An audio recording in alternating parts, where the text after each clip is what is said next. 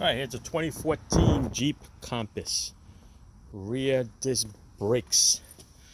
I'm just gonna show you a little trick over here. The customer wants just the pad done itself.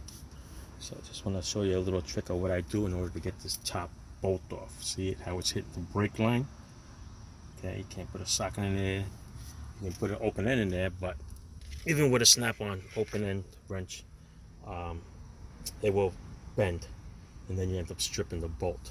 So what I use is a flare nut wrench, a 14 flare nut. Fits right in there, just away from there, and you just crack it open. It's a little tough. I have to hit it with a hammer, only because, like all these aluminum wheels, you ever have a problem taking the wheels off too? You see it? See the oxidation? Same thing here. Look at the bolts. See the oxidation there? It's two different metals, and that's what's giving it a hard time to crack open. Look at that. You see it over here too. All right, that oxidation there freezes that freaking bolt on. So all the WD-40 in the world is not going to get that off. All right, so you got to put a nice socket on it, 6-point, crack it open, and once you get it out, then what you do is you're going to wire brush it.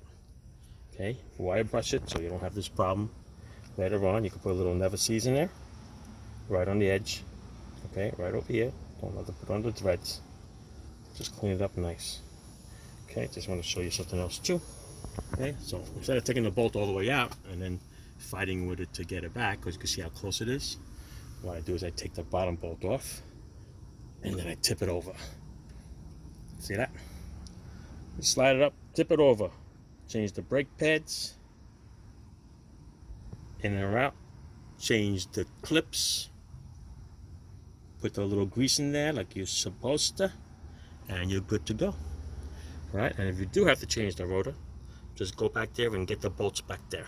Okay, once you get the bolts back there, then the whole assembly will come out. Right, here's that top bolt that I'm talking about. Take that off clearly, and the whole caliper with the bracket will come out, and then you get to change to your rotor.